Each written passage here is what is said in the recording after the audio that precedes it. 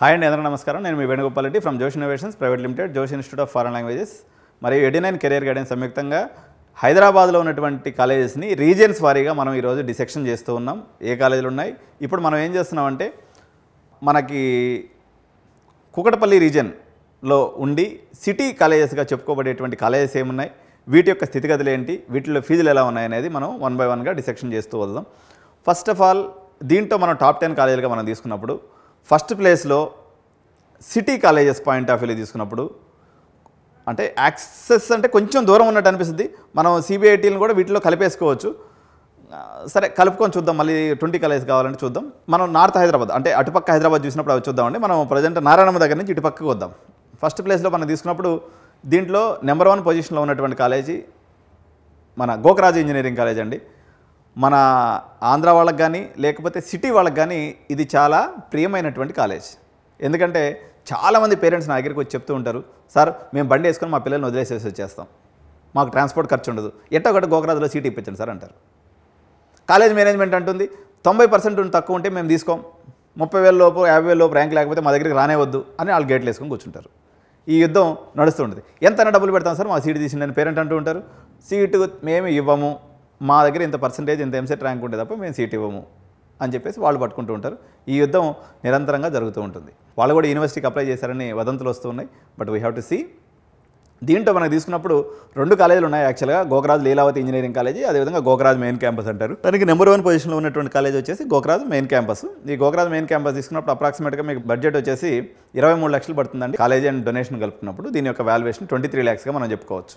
23 లక్షలు ఉంటే గోకరాజుని మీరు అప్రోచ్ అవ్వచ్చు. 4 సంవత్సరాల మీద ఇంత పెట్టుకోగలిగితే. సరే మేము 15 పెట్టుకుంటే 20 పెట్టుకుంటా ఉంటే ఉపయోగం లేని మాటలు అవి.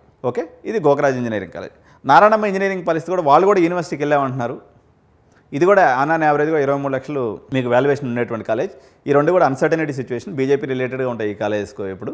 కాబట్టి వీళ్ళు యూనివర్సిటీస్కి వెళ్ళినరా, వీళ్ళకి అప్రూవల్ ఏందనేది మాత్రం ఇంకొక 15-20 రోజుల్లో మనకు తెలిసేటువంటి అవకాశం ఉంది. అప్పుడు మళ్ళీ మీకు అప్డేట్ వీడియో ఇస్తాం. వీటిని పొజిషన్ 1 కింద 2 కింద చెప్పుకోవచ్చు. సో నారాయణమ్మతో ఈక్వల్గా మరో కాలేజీ ఎమర్జ్ అయిపోయింది. ఇప్పుడు ఒకప్పుడు ఎప్పటి నుంచో వాళ్ళు టాప్ 10లో ఉన్నారు మామూలుగా హైదరాబాద్ ఇంజనీరింగ్ కాలేజ్లో. కానీ బీవీఆర్ఐటీ వాళ్ళని కొట్టే రకంగా ఈరోజు ముందుకు వచ్చింది.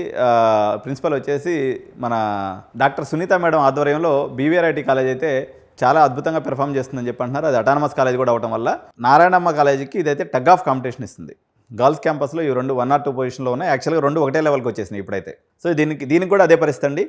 మీకు 23 లక్షల budget BVRIT women's engineering college. ఇది కూడా సిటీలో ఉన్నటువంటి పొజిషన్ 1, 2, 3 చెప్పేశాం. 1, 2, 3 తర్వాత ఈ ఏరియాలో ఉన్నటువంటి మరో కాలేజ్ ఆప్షన్. చాలామంది ఏం చేస్తున్నారంటే గీతం యూనివర్సిటీ కాదు, దీనికన్నా ముందు వచ్చేసి ఓక్సన్ యూనివర్సిటీకి, ఎందుకంటే అదే రీజన్ కిందకు వస్తుంది. ఎందుకంటే ఆ పక్క ఇంకా మళ్ళీ ప్రత్యేకంగా రీజన్ లేదు. ఓక్సన్ యూనివర్సిటీ వచ్చేసి 3rd ప్లేస్లో చెప్పొచ్చు. ఈ 3 కాలేజీల తర్వాత 4th ప్లేస్లో మనకి ఓక్సన్ యూనివర్సిటీ చెప్పుకోవచ్చు. దీని యొక్క ఫీజు వచ్చేసి 28 లక్షలు 30 లక్షల వరకు హాస్టల్తో కలిపి ఇది కూడా అవుతుంది. వీళ్ళు కూడా స్కాలర్షిప్స్ ఇస్తూ ఉంటారు.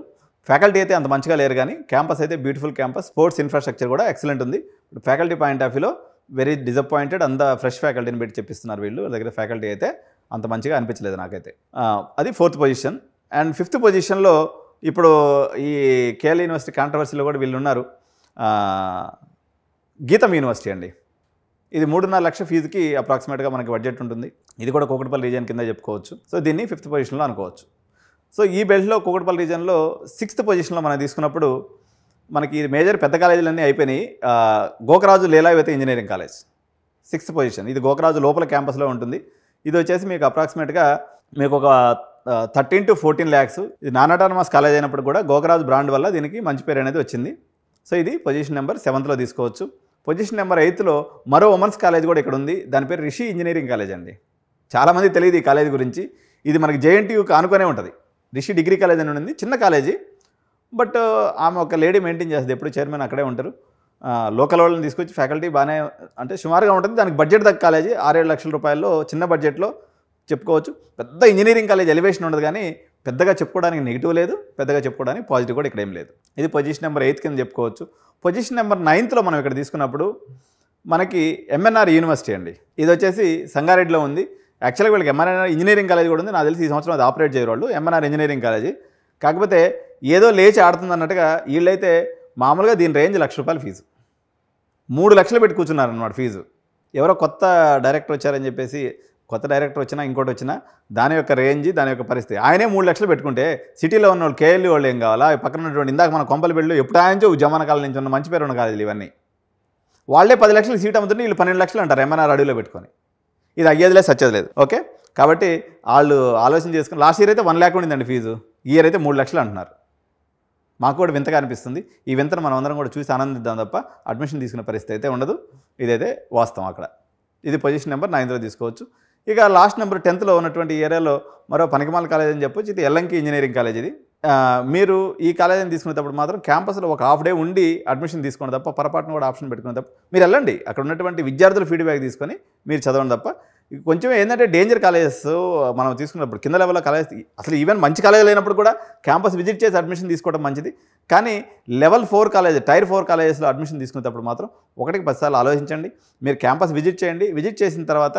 డైరెక్ట్గా అడ్మిషన్ రూమ్లోకి వెళ్ళొద్దండి మీరు పిల్లలు కాలేజ్ వదిలే టైంలో వెళ్ళండి గేట్ బయట నిల్చోండి ఒక 20 మంది పిల్లలతో మాట్లాడండి బాబు మేము ఇక్కడ కాలేజీలో చేరమంటారా కనీసం ఒక 10 మంది అన్నా ఓకే అంకుల్ పర్వాలేదు చేరండి అంటే మీరు చేర్చవచ్చు ఇది ఒకటి మాత్రం గుర్తుపెట్టుకోవాలి మీరు యూ టేక్ ఎనీ కాలేజ్ అది నారాయణమ్మ కాలేజ్ కావచ్చు సిబిఐటి కాలేజ్ కావచ్చు లేకపోతే ఇంకో కాలేజ్ కావచ్చు పిల్లల ఫీడ్బ్యాక్ లేకుండా కాలేజీని విజిట్ చేయకుండా అడ్మిషన్ తీసుకోవటం తల్లిదండ్రులు చేసేటువంటి అతిపెద్ద నేరం ఈ పనిని పొరపాటును కూడా మీరు చేయొద్దు ఇప్పుడు చేసినటువంటి నేరం వల్ల మీకు జేఈ మెయిన్స్ రాలేదు అటు ఎంసెట్ కూడా రాలేదు ఈ వీడియో ఇక్కడ దాకా చూస్తున్నారంటే ఖచ్చితంగా మీకు ర్యాంక్ వచ్చేటువంటి అవకాశం తక్కువ ఉన్నటువంటి పేరెంట్స్ మాత్రం ఈ వీడియోని ఇక్కడ దాకా చూస్తారు కాబట్టి నేను చెప్తున్నాను చివరి వరకు ఎందుకు నేరం చేశారు వాడెవడో మీకు జేఈలో ర్యాంక్ కొట్టిస్తాను 2 లక్షలు కట్టమన్నారు మీరు కట్టేసి ఊరుకున్నారు జేఈ అనేది 100 మందిలో ఒకరికి వచ్చేటువంటి సీటు పోనీ అప్పటి నుంచైనా మీరు ఎంసెట్ మీద ఫోకస్ పెట్టుంటే ఎంసెట్ కాలేజీలోనే వచ్చిండే ఆ ప్రయత్నం కూడా చేయలేదు ఆశల పల్లికి ఎత్తుకొని ఎవరినో నమ్మేసి మోసపోయారు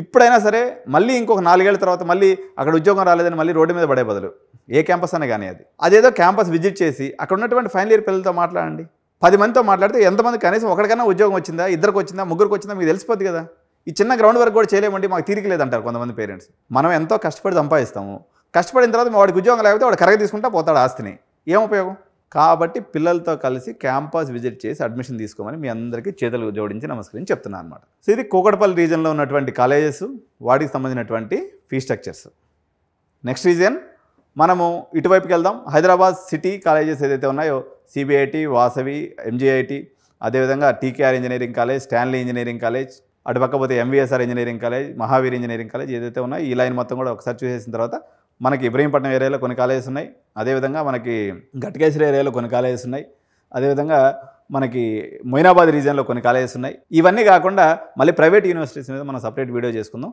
థ్యాంక్ యూ సో మచ్ జై హింద్